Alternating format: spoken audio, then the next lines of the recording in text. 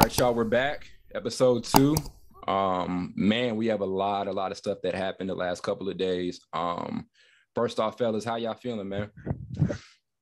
I'm good. I'm good. Hanging How in you there. feeling, Carl? I'm cool. I'm cool. I'm a little excited. We got Mr. Triple Double, but I ain't gonna get into it too fast. Yeah, for sure. How you feeling? Well, What about you, Blake? I ain't gonna ask him right now, but yeah, like I said, a lot of stuff to talk about. A lot of stuff happened over the last. What was it? We recorded last Wednesday night or something like that. Yeah, Yeah, Wednesday night. that's not even a week.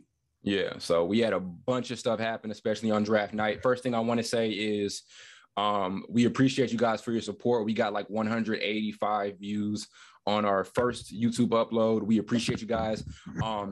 When you're going to go view it, please leave a like, subscribe. Even if you didn't like the video, leave us a comment. Tell us we could have got better at. But we definitely appreciate you guys' output or input, and we definitely need it to improve. Same thing with Spotify. If you're going to listen to us on Spotify, follow us and download us. And if you're going to listen to us on Apple Pods, subscribe to us, download us, and leave a review or a rating. Please, if you're going to give criticism, make it constructive. But we definitely appreciate you guys' input, and it's super important to us. And like I said, thanks for the support.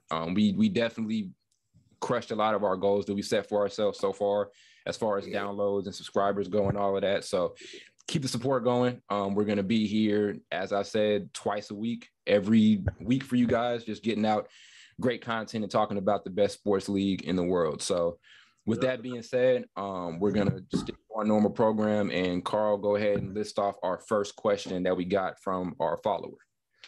Okay, so the first question we have for you all is actually from George, and he just wanted to know, out of the last year's draft class, who do you want to see take a big step in terms of development and getting better? My answer with that is I came off the top of my head, Killian Hayes. Killian Hayes, probably his sample size was super small, and even when he was playing, it wasn't a bunch of. There were flashes of good things. Like I think one thing you can brag about him is his pick and roll ability, his defense, his shooting isn't super impressive. There were just things he should work on, but we didn't see a large sample size of him at all. He was injured for a good part of the season. Some people, he's a bust and all of that. No, like he had a very, very weird situation, didn't get time to develop. And we definitely know, if you're going to be a rookie, you're going to need the proper time to develop and get your game right, especially if you're a point guard. The point guard spot is probably the toughest in the league, and if you're a young guard, in a team like Detroit, who's in rebuild mode, people looking at you as one of the, main corner pieces or center pieces or whatever you want to say.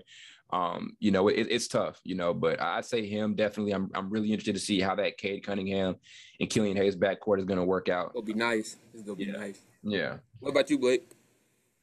I say Killian too, and I say James Wiseman. I know he had a pretty good season last year, but now that Clay is coming back, reloaded with these lottery picks they just picked up, I want to see how he does in this offense.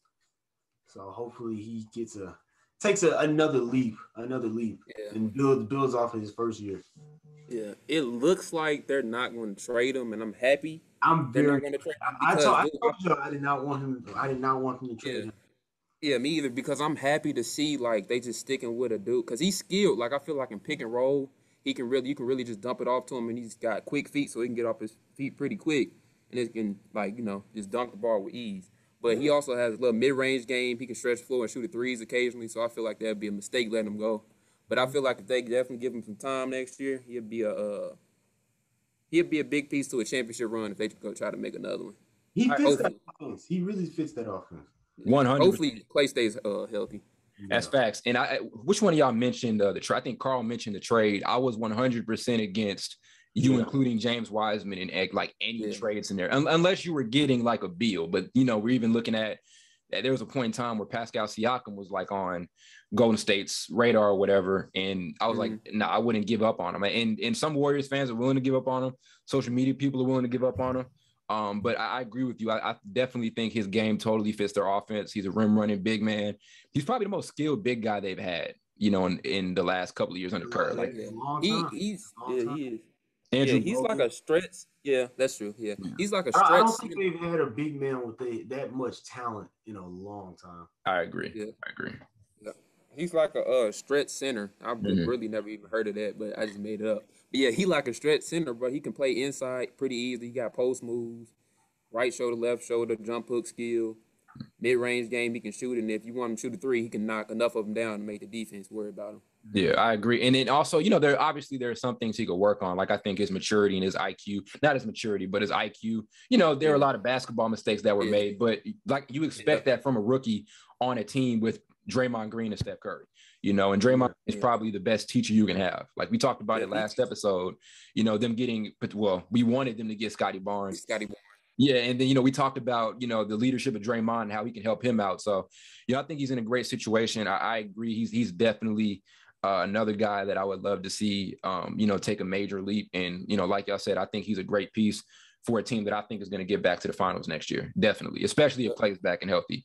Is there that core of Kuminga, Moody, and him, and Poole too? Yeah, that'll be special.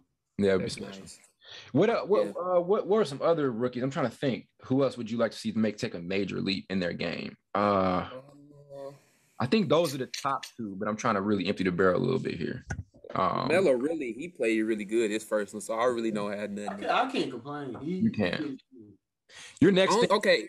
It's my bad. But only thing I can probably say, Anthony Edwards, I probably just want him to get a little more efficient because I feel like he's too much of a volume shooter sometimes. But he's a rookie, so it comes with. But he had a hell of a rookie season though, so it comes with experience and just learning. Yeah, and for him, I definitely think. It depends how you look at it, but I definitely think he's probably the centerpiece now of the Timberwolves, right? You're talking about them maybe building around him. So there are definitely parts of his game that I'd like to see him get better at. I'd like to see if he takes that step as a distributor. I'd like to see, and he showed a lot of good stuff defensively last year too, but I'd like to see his growth on the defensive end of the basketball. And like Carl said, his efficiency as well. And LaMelo too. Charlotte was like literally right on the brink of getting to the playoffs last season, melted down to the play-in, but I'd like to see if they can take that next step up. They've got a great roster. They drafted very, very well, by getting, James Bouknight and Kai Jones. So, I definitely, will be pretty interested to see if LaMelo can like be a leader on a team that can make the playoffs, so that'll probably be the next big step. But I think out of every guy we mentioned here, I think maybe James Wiseman is the guy we'd like to see take that step up the most, and Killian Hayes for sure. Yeah. I would say probably the only thing with James Wiseman, because I actually see like comparisons with him and DeAndre Ayton, kind of. I really do. But I feel like Wiseman can probably shoot with better distance, if that makes sense.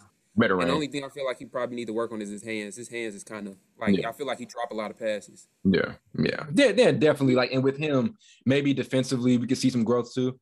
But with him also, you talk about it, and I think Blake mentioned it, he was hurt a good amount of the season. He was definitely in and out of the lineup. So never really got, that sufficient amount of time to develop his game. But, hopefully he's healthy, trusting Golden State's medical staff and all of that.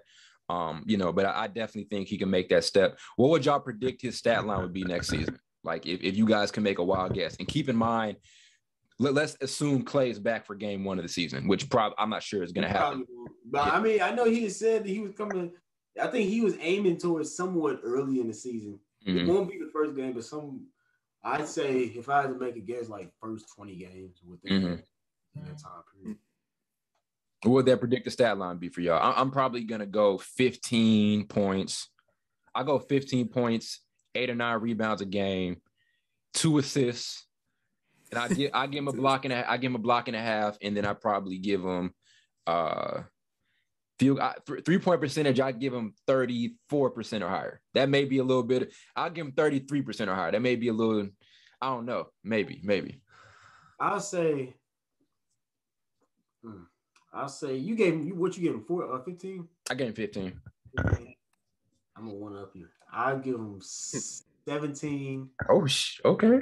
I'll give him 17, 8 and 3, block a game, and I won't be that generous from 3 because I don't know if he'll get that many looks for 3. True. Very good point. 33%. Okay. Yeah. No. So Blake, what you say? You said 17? Yep. I'm gonna say 17.5. I'm just playing. I say 18. I think he might get either 17 or 18, 8 rebounds, 3 assists. probably a block and a half, near 2 blocks, and he probably shoot because he don't get that many looks from three. So I probably say he'll shoot 31 or 30% from three, which is not bad in terms of just you being a big man and you like not getting the ball that much. And probably overall field goal percentage probably gonna be like 50 because it's gonna be high. He probably gonna get a lot of close shots. I wouldn't put it past him to get 10 rebounds a game. Oh yeah, he could. It's just a matter of aggression with him. That's really what he got to compete with Donkey down there, though. Donkey or Draymond, excuse me, Draymond. This dude said Donkey, bro. Draymond gonna get them rebounds. But no, yeah, I think those are good stat line predictions. But Wiseman and Killian Hayes are probably my two favorite. I think Killian Hayes I want to see develop a lot more because he was one of my favorite like prospects in last year's class.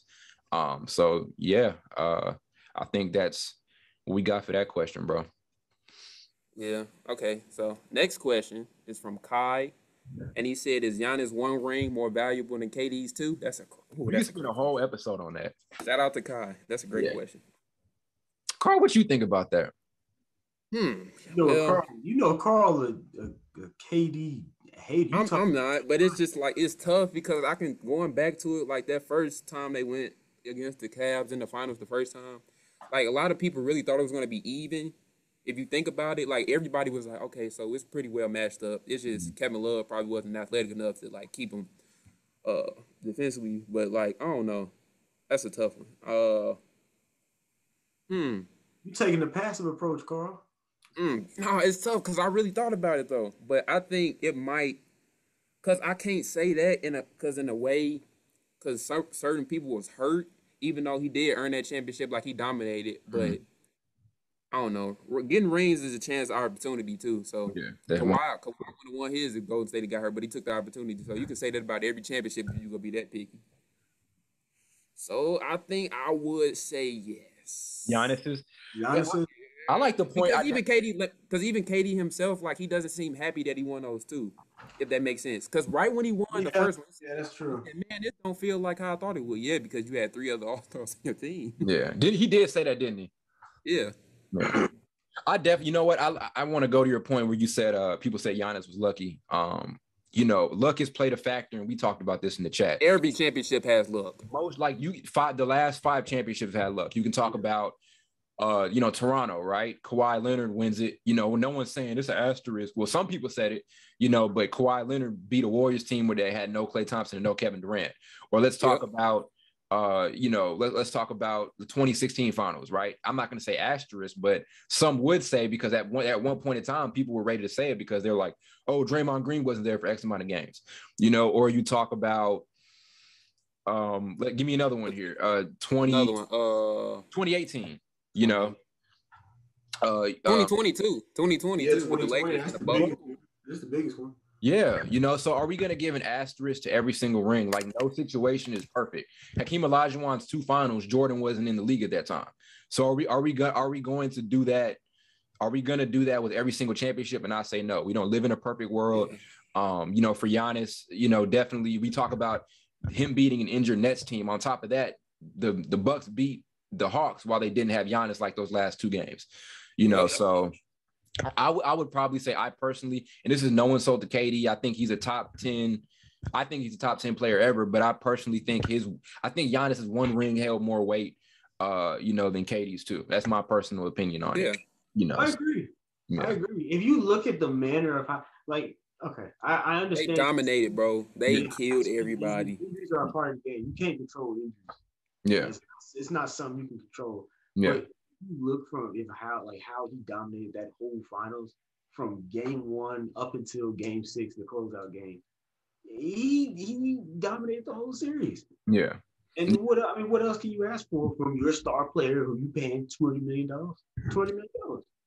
Yeah, and on top of that too, this is because KD, when you're talking about him, he did go head to head with LeBron. He did have his moments, and I think at that time there was definitely an argument for him being the best player in the league. I think he's the best player in the league now, but at that time there definitely was that argument there. So this is by no way, shape, or form was this devaluing Kevin Durant as a player. Still a hell of a player. I think that first championship, while they did have Cleveland relatively outmatched, I think Cleveland could have made that series a little bit more competitive than what it was. They You could know, have. think about the regular season games that we saw him play, all of that. But I think Giannis holds a little bit more weight. You know, think about it. On top of it too, it was Milwaukee's first championship in a long time. You look at Giannis' story. You know, he doesn't get much better than that. So I'd probably say I value Giannis a little bit more. I think we all agree on that. Yeah, yeah. It's just I don't know, because I feel like people hate to KD. yeah, it's no hate to KD, but I'm just saying I don't think people realize like the team before he joined, even though they didn't win the championship, like he joined the team that he was beating 3-1. I think people forget that. Yeah. He was beating the team 3-1 and he lost to them and he joined that team. People just look at him sideways, but it is what it is. Because he's so great, he didn't even need to join that team. He could have won with OKC. Yeah. That's why I never got that, because he's definitely great enough. Because he 73-9, Yeah. and you join them, that's unbeatable. Let's talk about some of the other things that other teams. I don't want to just give KD hell for the next 30 minutes, but let's talk about some of the other teams that were courting him in free agency: San Antonio, the Clippers, and the Celtics. You know, Wizards too, actually. The Wizards. Like, think about. I think if he would have went to Boston, like, think about him maybe beating LeBron in the conference final series, and think about what that would have done for his legacy. You know, so either way, KD is the best in the league, and KD is the best. I think, you know, one of the best small forwards to ever do it, and he's top 10 all time. But I'd say, as we all agreed on it, you know, I don't think they held that much weight, you know, when we look back at it. I mean, yeah, he's got 2 rings, and those were his 2 first, and he did go back to back and won 2 finals MVPs. But, you know, relative to Giannis wasn't as impressive. So, yeah, man, you know, even with himself, I can tell like he's not happy with it, because he talks about it all the time. Oh, he's always trying to validate it. Yeah, he's always trying to validate it when someone brings it up or he brings it up. Yeah. It's like, dude, you clearly just, even Draymond said, I believe that's what he said to him. He was like, he talked to him. He was like, man, when I won the rings, why people didn't still view me better than LeBron? And I think Gilbert Arenas told him at the time, because he told Draymond, but Gilbert Arenas was in the room too. He was like, you don't do as much as LeBron, and you join the team that was 73-9. So people just go automatically think even if you win, the team is just way better, because it's a team game. So no matter how good you are, if the team is better than the other team, you go lose. 100%. So yeah, I don't know why he thought people would validate him when he. I don't know. I don't know what was going into that. Like, you could debate it at a time anyway that you like it was just as good as LeBron anyway. So I don't understand. Yeah. 2013 or 2014 when he won MVP, 100%. Yeah, but I guess that's our thoughts on it. I can move on to the next question. Yeah. This is from his Snapchat. I don't know his name. His Snapchat is Lil Smooth 36, and his Instagram is Lil Smooth 14. But his question was, do you think the Bucks should try to target CJ McCollum? I've never thought about that. Not at all. Yeah. Man, leave him where he is. Yeah. Like, what's the point? I would think 76ers would. That would make more sense. They don't need. They already got and they got Chris. They got Chris. World. Chris Middleton. Yeah. No, don't trade him. I think that's pretty. I think we're pretty clear on that one. I mean, what are we trading him for? Like, no. I don't know. Nah. I don't think the Bucks need to target anyone in free agency besides retaining this team. I mean, there are some interesting questions, like, do they need to build a better roster to, like, and I'm just talking, but do they need to build a better roster to compete with the healthy Brooklyn? You know, I'm just talking right now. I mean, that's if Brooklyn stays healthy. That's true. Because both really Kyrie is. That's the only thing. That might be the only criticism of his whole career. He never is like healthy. Yeah. Like, you go back to the finals when LeBron first faced the Warriors, he broke his kneecap. Yeah. He played, but he broke his kneecap, and then with the Celtics, he had injuries. Yeah. And then to Brooklyn, he had injury the first year a little bit, and they set him down for the rest of the half of the season. Yeah. And then look in the playoffs. I mean, the regular season still this year, he was hurt throughout the season. Then he came back, and then he got hurt again. So it's hard to even imagine the whole team gonna be healthy, even though I want him to be. It's always something, though. Yeah, but if I'm Milwaukee, I'm not making him. I mean, any trade getting CJ McCollum back, you're giving up. Like, they don't really have that deep of a bench in the first place, and you probably have to give up. They go on. They need to. Want Drew. Yeah, now that's a pointless trade, though. That don't even make sense. Now, if you're Portland, though, if you're Portland, you have every reason that's not gonna happen. But like, Milwaukee's not going to give up Drew Holiday, but if you're Portland, hell yeah, you want Drew Holiday, especially after winning the championship. Yeah, if you're Portland, that's a perfect. That's a perfect fit. 3-and-D. Yeah, shoots 3, he can score. He can give you 20 a night if he really wanted to. Play some defense, like anybody down. Yeah, Exactly. But no, it's not you're not going to make a trade if it's not mutually beneficial. So, I say that's a big no there. Yeah. I got you. Tried. Yeah, it's a good question. I mean, it's interesting because it definitely brings up the conversation of does Milwaukee need to make any other moves this offseason, to have like a contingency plan if, Brooklyn is fully healthy, or if they go meet up the Lakers, against with Westbrook and all those guys, So I mean, it's a conversation. The retirement home. Yeah. Oh, you retirement home? He mean, bro. He said retirement home. He said they're gonna be limping. But no, if they got all them 3 Stars, Space Jam. Yeah. Ain't no way. Yeah, they're not pulling trigger. Maybe they sign somebody here, like they sign a guy for cheap here and there, but I don't think they're gonna make a bunch of major. They should make a bunch of major moves. The best sign they might sign if they don't want to give a lot of money to him is somebody like Otto Porter. And that'd be Rudy Gay, like the people that you don't have to pay that much. Melo to the Bucks on like an MLE or something. Now you know where he coming, don't he? You know where he coming. He want to go to the Brick Squad. Oh my God, he's killing LA right now. We can move on then. Let's get into it. Obviously, we had thing about this trade is this. It kind of did you guys feel like the draft kind of what's the word I'm looking for? The draft kind of drowned out a little bit because the trade happened and I just don't remember there being too much talk about it. And that could just be me, but the trade kind of just happened and then there was the draft and then I felt like people were talking about the draft. That was kind of a weird time to announce it. Yeah. Because that was like right before this. 3 hours before the draft, probably. Yeah. Well, it was announced. Well, they made it official. I think like right between that first. Yeah. Yeah, and apparently it doesn't actually kick in until I think the 6th is Friday, right? Mm-hmm. Yeah. So it doesn't kick in until the 6th. But the way it worked, the way it looked was, let me make sure I'm reading this off the right way. Wizards traded Westbrook and a 2024 second rounder and a 2028 second rounder to LA for Kyle Kuzma, KCP, Montrezl Harrell, and the number 22 overall pick. I forget who they ended up selecting. That number 22 overall pick. That went somewhere. Yeah. Who's the number? I think that people that got the 22nd pick actually traded it. Wasn't it Indiana who ended up getting that number 22? I think it is Indiana. Yeah. Isaiah Jackson. They got it. Someone else. Yeah. I think it was. Okay. I think it was Isaiah Jackson. Yeah. Like it's one of the bigger trades we've seen in a minute, and then we're talking about probably the biggest trade since AD getting to LA. Basically. I'm trying to think. I would say. Yeah, Carl, you were right about that draft pick. Yeah. Well, they traded it. Yeah, they got the Indiana got Isaiah Jackson. Yeah. Yeah, okay, yeah. Wizards traded it. Wizards should have kept it. I don't. Yeah. So the Wizards drafted Isaiah Jackson the Lakers did. I think. Right. So what it did, the Lakers drafted him, and then the Wizards they got his rights, and then they traded it to the Pacers. Got it. And for Aaron Holiday was included in that trade. Yeah. Right. Oh, okay. Yeah. I mean, thoughts on it. There's a lot to talk about, but Carl, what are your first thoughts on it from the Lakers' point of view? First, I thought we was getting Buddy Hield. When I made the post, I thought we was getting Buddy Hield, and then 10 minutes later, I heard Russ. I was like kind of shocked. Yeah. Because even when I heard the Russ thing, it wasn't still finalized. Like everybody was confused. Nobody knew who was going where. Some people thought Lakers were getting Westbrook and Buddy Hield. Some people just thought it was Buddy Hield or just Russell Westbrook. When I found it was just Russell, though, I was optimistic, but he's still like really an all-star type of level type player. I think people just forget because like he can't shoot like he used to be able to, but he still he can still easily put up 25 points in his sleep and get a triple-double like it's not nothing. Yeah.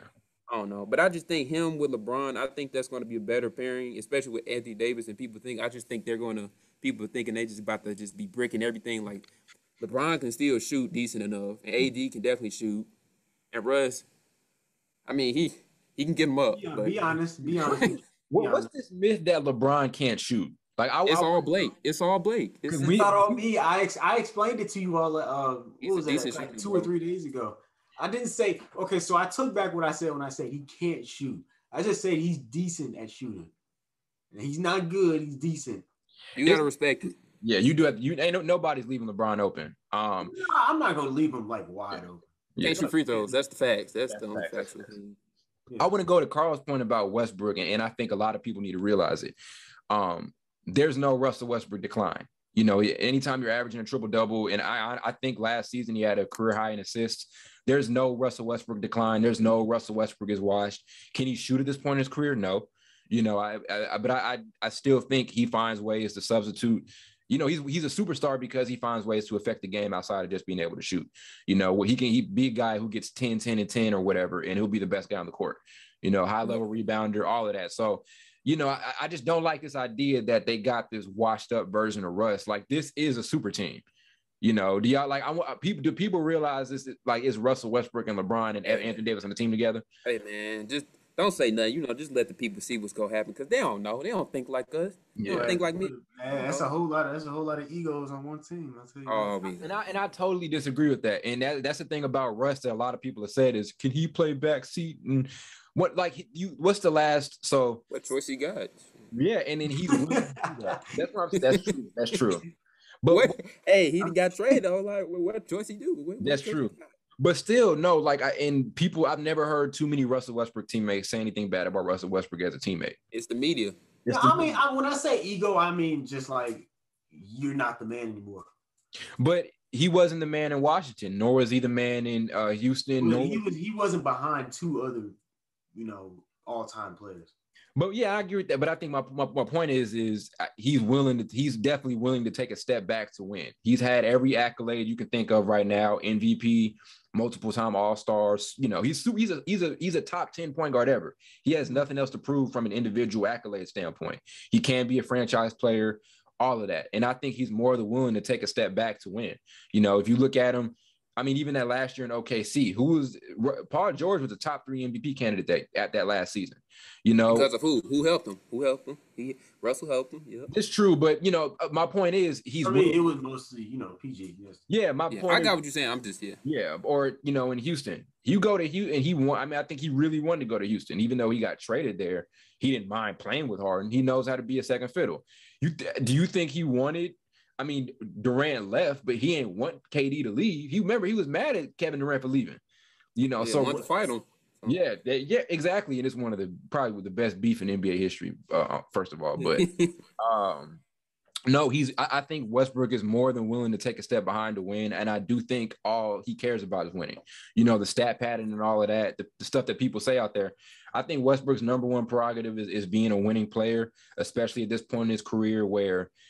He hasn't been to the finals since it's almost been 10 years since he's been to the finals, 2012. We're in 2021 right now, So I think he's more than willing to take that step back and do what it takes to get a championship. And this is his best shot at it by far. I mean, outside of being with KD that year in OKC, this is his best shot, and being able to get back to the finals and win it.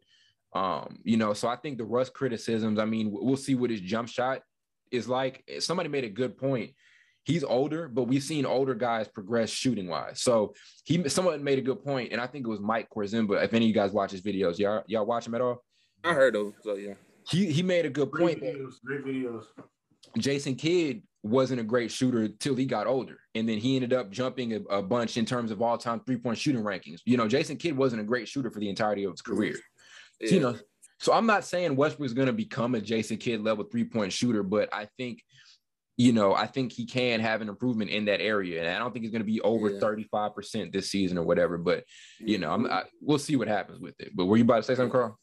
Yeah, I would just say probably because I don't know if he'll be the same as Jason Kidd, because at one point Jason Kidd came into the league, he couldn't really shoot. Yeah. Russell, he came in as a decent shooter, and then he digressed. That's true. But he could get better. I'm not saying you're not right. Like, he could still get better. I can see people come in and shoot, and then they kind of lose their confidence and get it back. Because his shot, if you look at his shot, it's kind of the same. It's just, it might be a head thing. He might be pushing it too hard when he followed through. But I think with LeBron and AD, that's some good teammates you can have. I think he'll get his shot back where it was. I ain't worried. I talk crazy a lot, but he'll be all right, dude. Yeah, and one thing he did last season I liked a lot, and y'all know I'm a Wizards fan, so I watched a lot of Wizards games.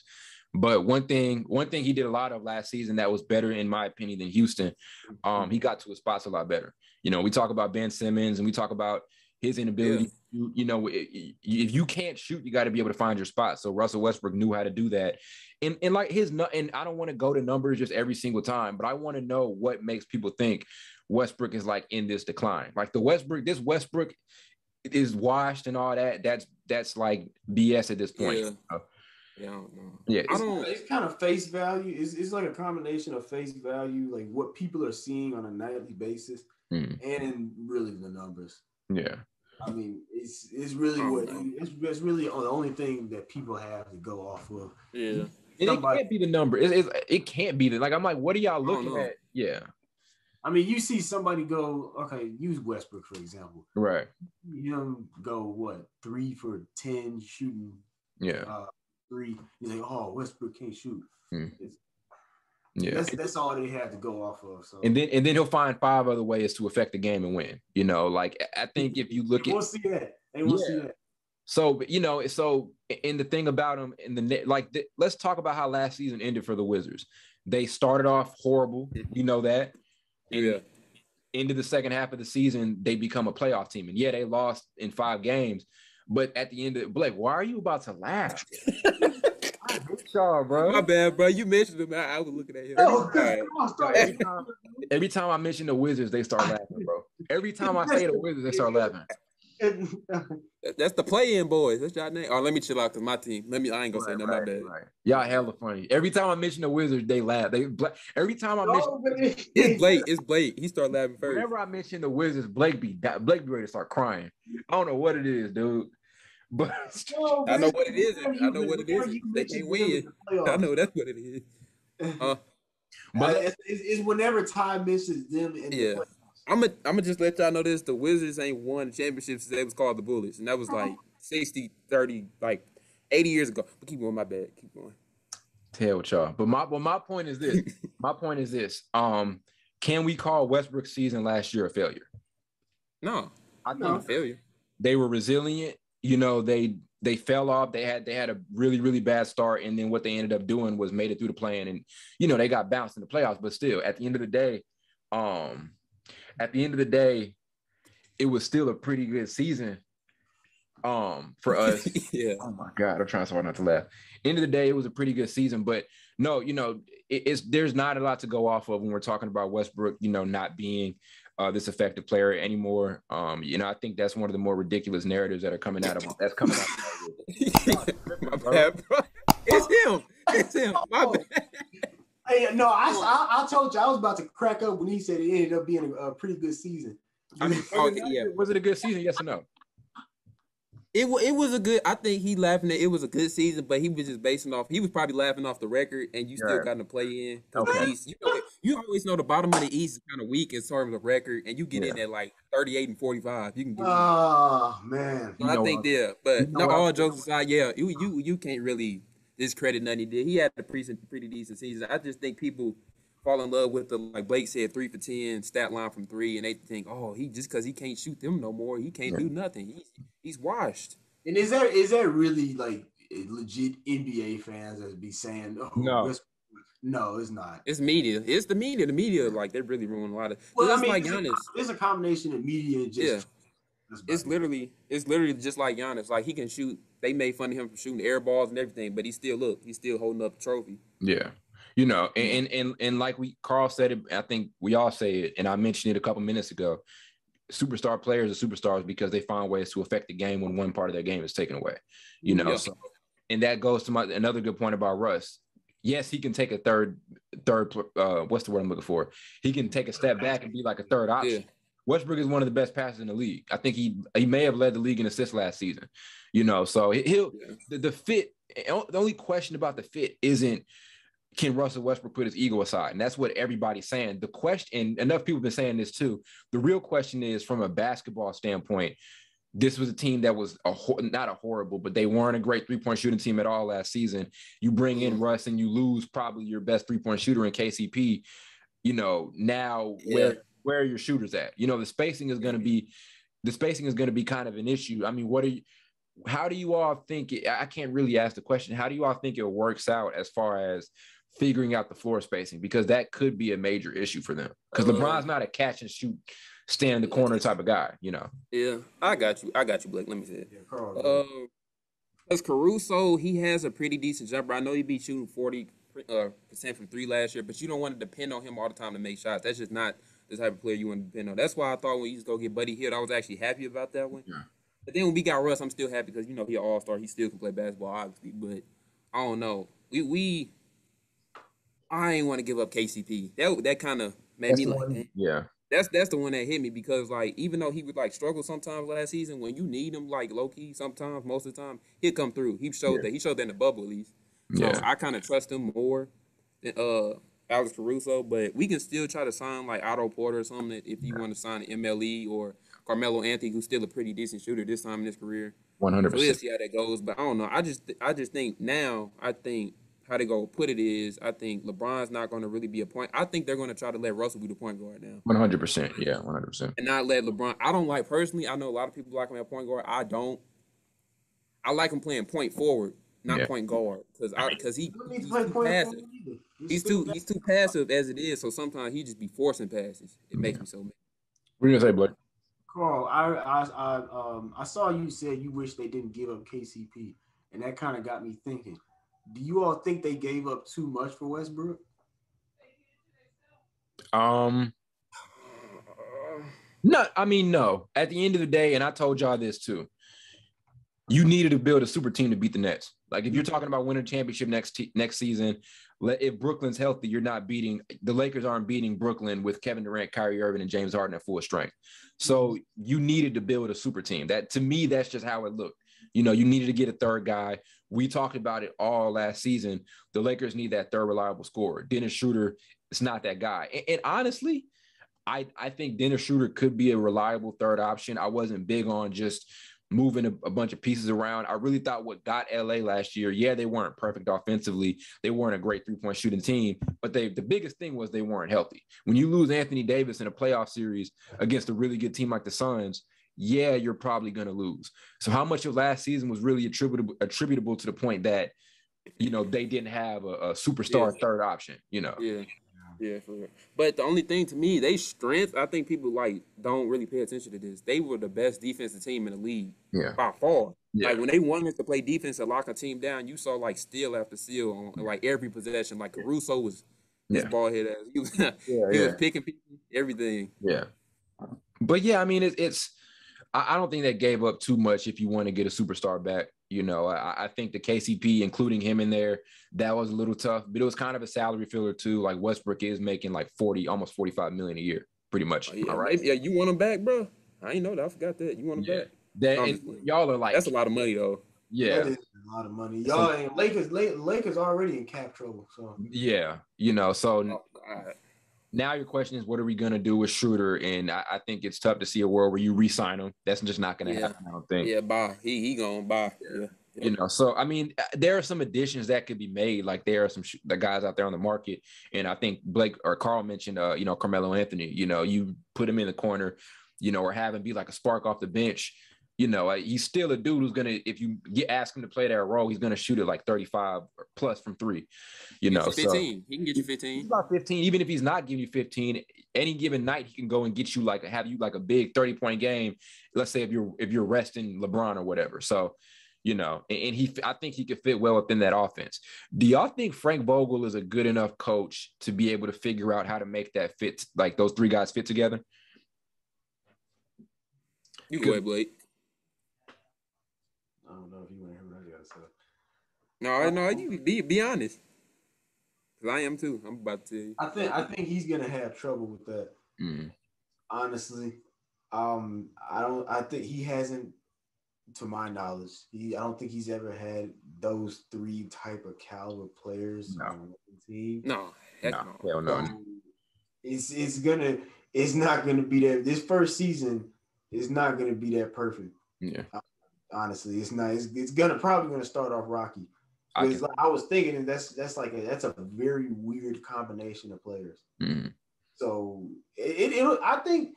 With more experience and more time, he'll probably figure it out. And you know, you got LeBron; he's almost a coach before.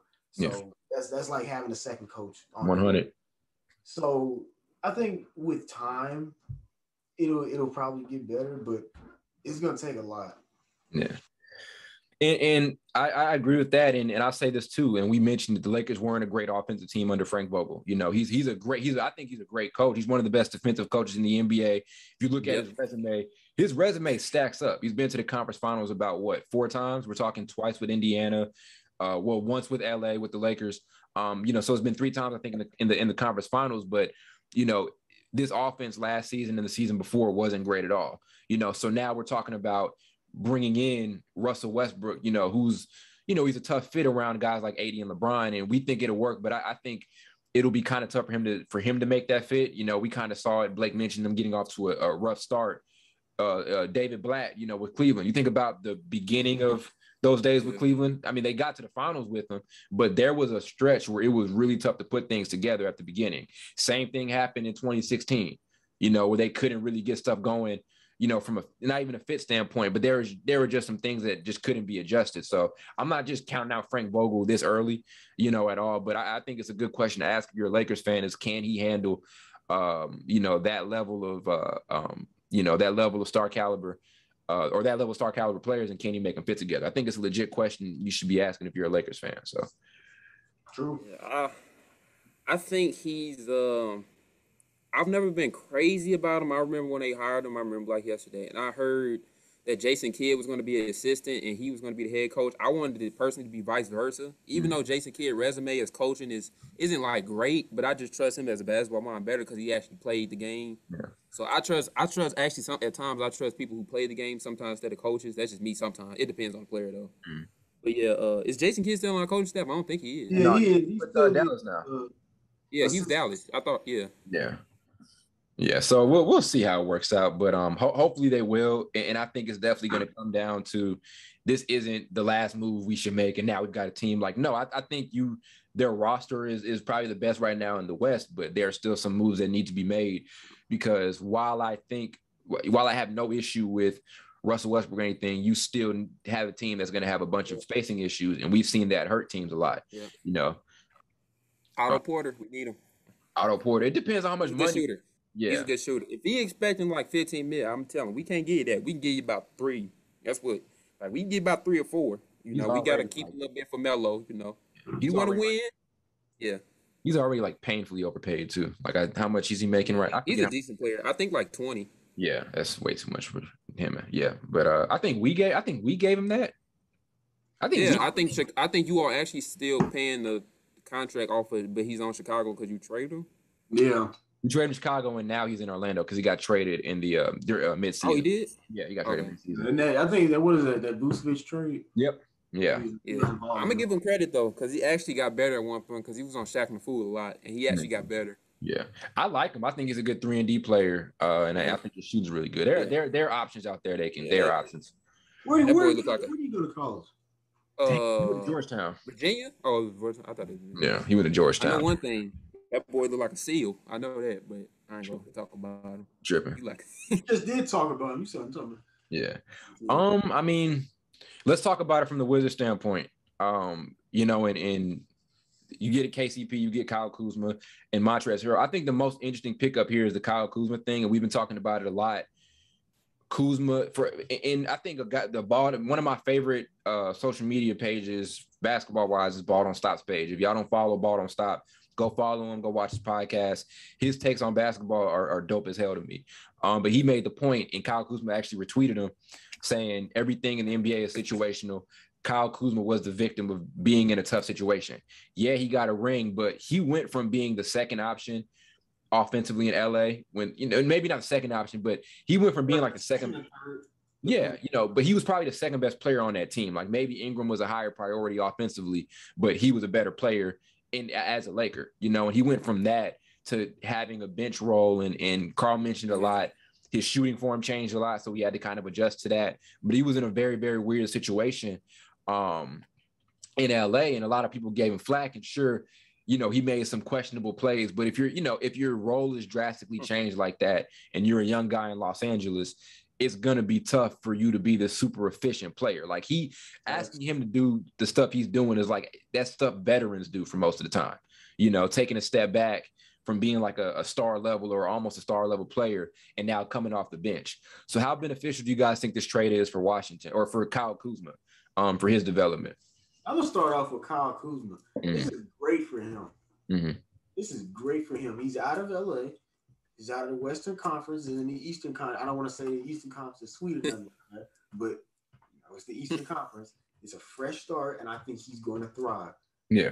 He should have a starting role. 100%. He should, because I really can't see anybody else on that roster being starting over him. They're really undermanned, right? Oh Lord, we didn't have a point guard. We got Ish Smith. Yeah. Ish, he decent. He pretty solid though. I think this is going to be a breakout year for him. 100. Really do. Yeah.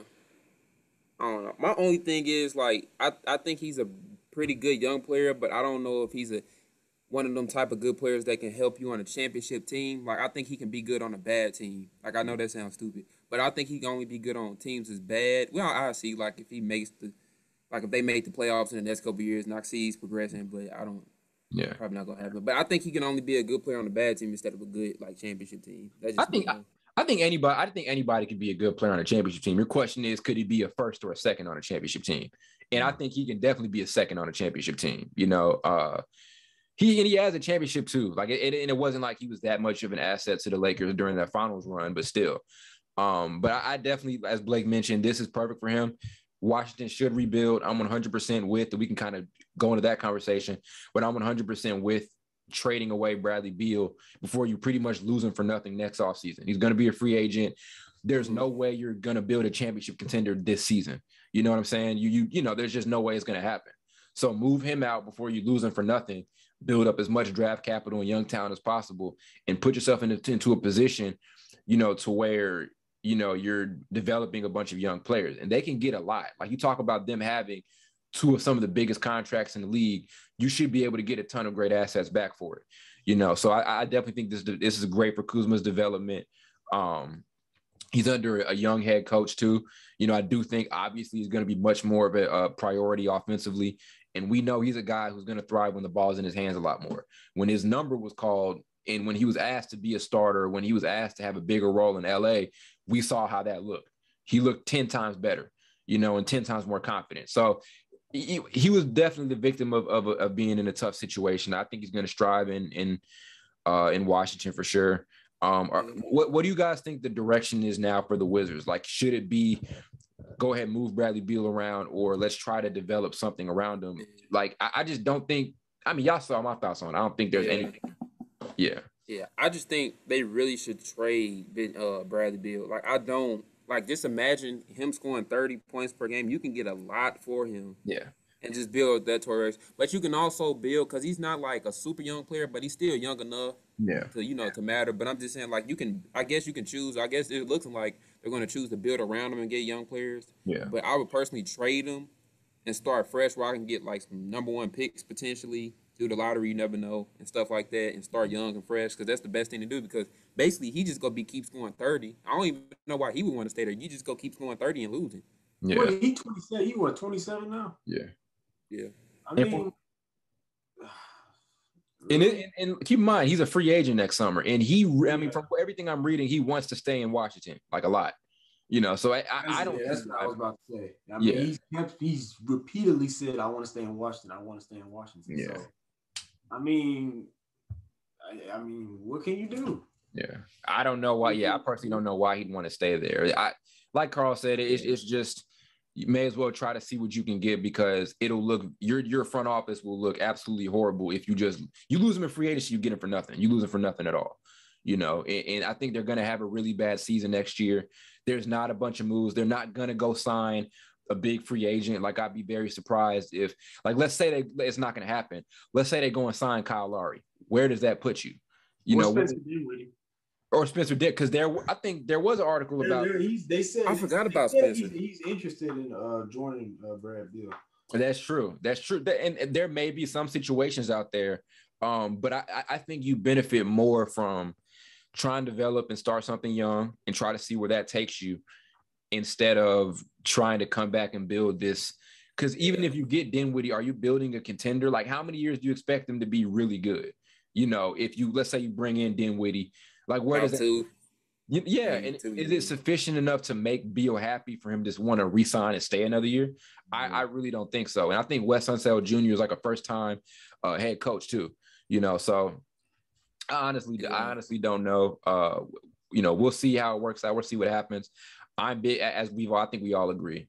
I'm big on just trading out Beal and seeing what you can get out there for him on the market.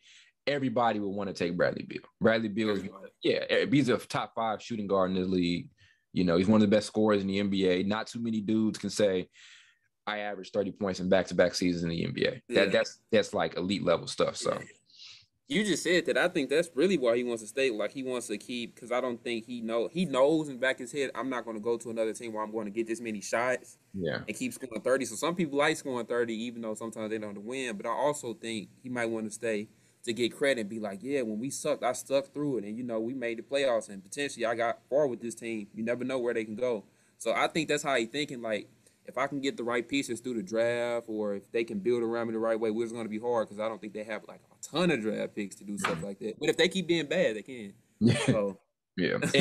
So matter of fact, they gonna have them draft picks then. How about that? That's a hell of a point because I think I'm not bad if I cut you off, Blake. Oh no, I was just reiterating what Carl said that they would be bad. We'll be back for a couple of years.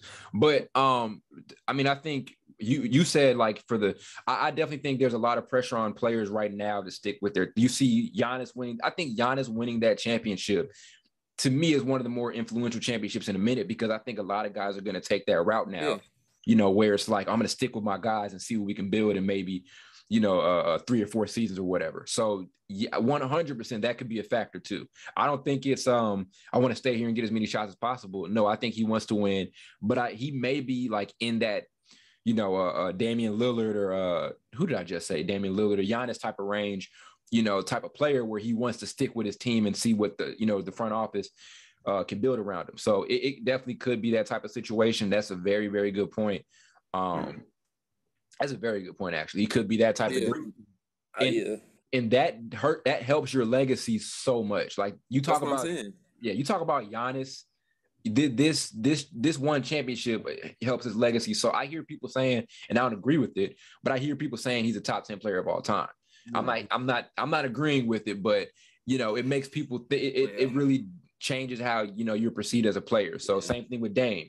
If Dame's able to stick with Portland and get a championship team with them, and win one, like what is it? How does that So yeah. You're right. I don't know. I like watching. I like watching Dame more than Giannis because I like watching people that can just light it up and shoot from half court. That's something crazy about that. Yeah. But I don't know. Yeah. Giannis winning probably had a lot to do with him still saying that. Probably made it even worse for fans asking why he don't want to leave, because he saw what Giannis did and he think he can probably do the same thing. Especially him having the ability to shoot like he can. Yeah. So I think it's the standpoint of him just getting a lot of credibility from making a team that sucked like good and getting credibility and maybe even winning somewhere down the line. Yeah. I mean, the difference between Giannis and a Dame or a Brad Beal is that they actually have competent front offices that actually build a good team around him. So, I mean, when you're looking at a Dame or a Brad Beal, it's like, okay, I get you're loyal, but look at the team you have around you. And, like, in a span of 5 years, do I really see myself winning with this team? Yeah. That's the biggest difference between them and a Giannis. Compare Beal's teams and Dame teams to Giannis' teams. It's night and day. Dame got more of a chance than Bradley Beal. Bradley Beal, that team ain't terrible. Like they have talent on the team. But. Are the Wizards a horribly ran team? Because I'm trying to think here. Yes. Are there things that the Wizards have done? I'm really trying to think. There was the John Wall Westbrook trade was weird. Now, honestly, given that John Wall, in hindsight, John Wall wasn't healthy. Let's say John Wall would have been there last season, they weren't going to make the playoffs. Where they did make the playoffs, no, it would have been worse. Where they did make the playoffs. So it's not a totally incompetent front office, but I do think with what they have right now and just the type of situation they're in, where you have a guy who's like a pending free agent, it's going to be tough to attract, another, star level player in free agency. Like that's just not going to happen. You know, so that's definitely another good point. You know, does Washington have a confident or not confident? Does Washington have a competent enough, you know, front office to be able to make the right moves around Bradley Beal? So we'll see how it happens. But to me, biggest storyline out of it all for Washington is getting Kyle Kuzma, and I'd really like to see his development. Did y'all see the meme where it was like Kuzma tweeted something about joining the Wizards, and they said Brad Beal ain't paid no attention to it or something like that. Like he tweeted like a picture of him and Bradley Beal side by side, and they said, let me tell you, it was another meme. I wish I could show you all, but I can't.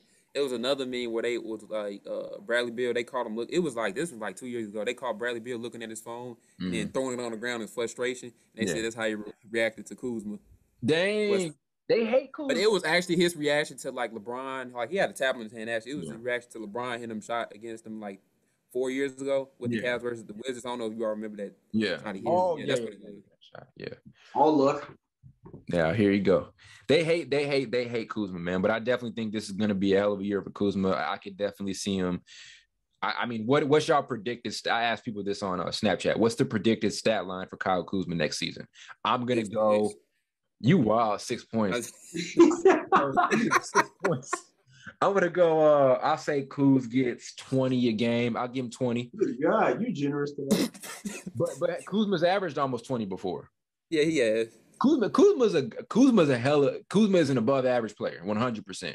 He is. He just plays. He doesn't play like one sometimes. That's what makes him mad. Keep going, Ty. I'll give him 20 points. 20 points and 16 rebounds. 20 points. 20 points. I give him 20 points, 6, 7 rebounds, and I give him like 35, 36% from three because he shot it pretty decently last season. But his first 2 seasons, he was really good. Like people were saying he was better than Lonzo his rookie year. Remember that? Yeah. But the only reason that's why he definitely was really good. But I'm just saying it's a lot of people I feel like they can play good on teams that aren't good. If that makes sense. So do you? Okay. I'm not gonna discredit him because I know that sounds like I'm discrediting him. Like he's obviously talented. I was one of those people who's like he's good. But then I saw the team they put together to make him better, and then he kind of struggled in that role. Some people just can't handle the role. Yeah. So it's tough. We'll see. That's a good point. That's a good. We'll see. Yeah, we'll definitely see. I'm optimistic. I don't know. I just said it. Carl, what's your stat line? Man, you don't want to know mine. I'm just playing. I give it to. I don't think he go average 20. I think because his shot doesn't look the same to me unless he like goes back to his normal form. I think that has a lot to do with it too. Like he went from a 1 motion shot to a 2 motion shot. Yeah. That's a big deal. High release. But I think he's gonna do like I give him 15. Damn. 15. About 7 rebounds and I don't know. His IQ isn't best, so I give him about 3 assists. 15 is rough. Yeah, I think he's 15. I don't know. I might. Because I don't know. I might be tripping, but I'll give him 14, 5, and 14, 5, and 3. But I will say he'll shoot like 39% from 3. He averaged 19 a year too. That's why I'm saying 20. He averaged 19 a year too. Okay, but when he averaged 19 a year, what was the year like? His rookie year or his second year? That was when LeBron first got there. It was when LeBron first got there. So you think? Oh, that goes against my point. I'm about to say. So you think he can do it when Bradley Beal averaging 30? Yeah, I mean he's still on a bad team. That team ain't gonna do nothing next season. Yeah. That's all my point is. Like, depends on who else. A lot of people can play bad. I mean, good on a bad team. Yeah, that's just my only thing about him. So I don't know if I just wish he could play better on the championship team. Like I wish he would have got traded to a team like say like Dallas and just see how good he would have played. Actually, I actually like that. Yeah. They got Luka. No, I'm just playing. But yeah, Kuzma Luka swap. Yeah, Kuzma for Luka. Straight up. But yeah, I can see you 20 because he definitely has potential to do 20. He just makes some boneheaded decisions sometimes. You made a point last episode too where you said some guys need that situation where they're on a bad team and they're like a super high priority offensive whatever. So I think this would be good for his development. Let's say he's here, and I don't know when his free agency comes, but let's say he's here. Anybody know when his free agent his next contract is? He got extended. How old is he? He got extended last year about 2 or 3 years. Didn't we extend him 2 or 3 years? Was it? I'll look it up after this. But whenever that's up, this would be a good situation for him to develop. Yeah, his free agency I'm pretty sure is probably 2023. Something like that. And you made a very good point last episode where you said some guys need to be in that situation because they need that time to develop. That's what the G League's about. Not saying Washington and G League are the same thing, but guys go to the G League to develop their game. Look at Kevin Porter Jr. You know, look at him. Like now we're looking. He's a corner or center. I keep saying corner piece. He's a centerpiece for Houston's rebuild. You know, so I think this could be that type of. I'm not saying he's a G League guy, but this is good for his development as a player. I definitely think he has more than enough potential to be like a two on a championship team. Another thing, I feel like his one-on-one ability got worse. Like he had one-on-one ability that was pretty decent. I feel like when you face up and try to guard him, his like side-to-side lateral quickness, I don't know. I feel like it wasn't the same. Maybe that's with the touches he didn't get in LA. I don't know. I don't know if you know what I'm talking about or not. Yeah, okay. I think that's what it is. Because when your touches are down and we just give you the ball. Yeah, because we was both saying he was getting the ball and he acted like he didn't know what to do. So that I mean, it was like I think he just really didn't fit with that role. Like his role was what you ask veteran players to do, you know. So yeah, I mean, do you have anything else? Any more thoughts on that, Blake? Piggybacking off what you said it would be good for his development. To add to that, I think it would be good confidence-wise too. Yeah, I think just being on that bad of a team. No, I'm not trying to joke. I promise, I'm not trying to. Go ahead. I'll know when you're serious. When you're on that bad of a team, and you scoring like at will, that's gonna do something for your confidence. So when the time comes, you're somewhat competitive. Whenever that'll be, it'll be better. Yeah. For him. No, he was confident. Yeah, that rock his confidence because I don't know if you've seen some of the stuff he be wearing, but yeah, that definitely is confidence. But what you got? He might have low key been playing bad because you know he was with one of them Kardashians. Y'all heard about that? Oh, we ain't gonna do that. Yeah, but I think that'd be good for his confidence though. All seriousness. Blake tries to find every like 5-second window to make fun of the Wizards because I heard him slip. He said when they're good, it ain't gonna be good no time soon.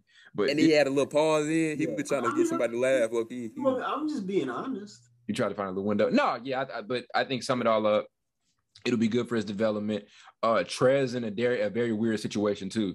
Like I forgot about Trez. Trez in a very weird situation because he wanted my shit on myself. He wanted he wanted to be with the Lakers. Remember that? He wanted to, he turned down that contract and took less money to join the other side of LA, and he gets a bunch of DMPs with the Lakers and doesn't play at all. And now he doesn't like LA. He shouldn't have turned it down. Now he played for the Wizards. Yeah. That's a lose. That's a bad situation there. He should have stayed his hand with the Clippers. That's what he should have did. He's in a tough situation. He go to LA from Washington. Y'all are raw. Y'all tripping. What they got up in Washington, time? Does it? Ain't nothing up there but buildings and cold weather, buildings and sandwiches. That's all. Yep. And fake monuments. That's all. Though. Fake monuments. Not even real. They don't even live in Washington D.C. They just live in Washington. Whatever, man. Y'all some haters, bro. That's all right. Yeah, my bad. When y'all collectively shoot 5% as a team next season, I ain't gonna say nothing. Okay. Okay. I hope we don't. I'm gonna disown that team. I hope we don't. All in all, interesting trade. Why we keep saying that's Carl's team? That's not even Carl's team. Who's your team though? My team is the Hawks. No, it's not. You know, I asked you that question like around the same time mark as I did last episode. So just asking. I see, and I will keep saying my favorite. You know this Ty. He changes his team every year. Who wins? That's who he likes. That's cap. Whatever young team takes the next step. Yeah.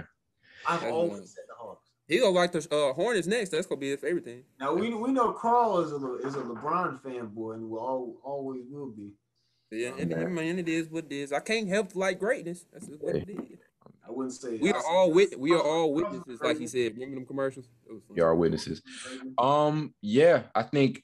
Damn, we really got deep into the Lakers thing. We're probably just gonna do like another draft review next episode because we ate up a lot of time. But yeah, that's pretty much what we got about the Lakers trade. There were a couple of other trades that happened that we'll definitely talk more about.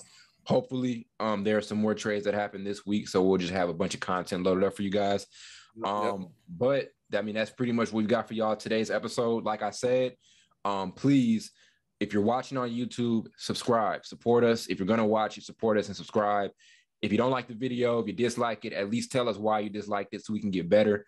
If you did like it, leave a like, share it everywhere. If you're listening on the go on Apple Podcasts or Spotify, download us. If you're on Apple Podcasts, download us and leave us a review. Help push us up a little bit more. And the more you guys listen, the more you guys share, the higher we get ranked in Google or with Spotify, Apple, and all that search engines. And that helps YouTube too. YouTube as well. Yeah, and that helps out a ton. You know, if you want to help push this podcast up to something bigger than what it already is, support. So yeah, man, we appreciate you guys. Appreciate y'all for watching. This episode is pretty funny. The clips are gonna it's pretty funny. I tried to hold in some laughs. I'm sorry, y'all, but I got to keep it authentic. Pretty good episode. But yeah, that's all we got for you guys. Keep sending in those questions because we're gonna get more answers for you all. Great questions today. We spent a good amount of time talking about them. And that was amazing question. I love it. Great questions. Exquisite questions. Exquisite. Pray for Washington. And we'll see y'all next episode. Yeah.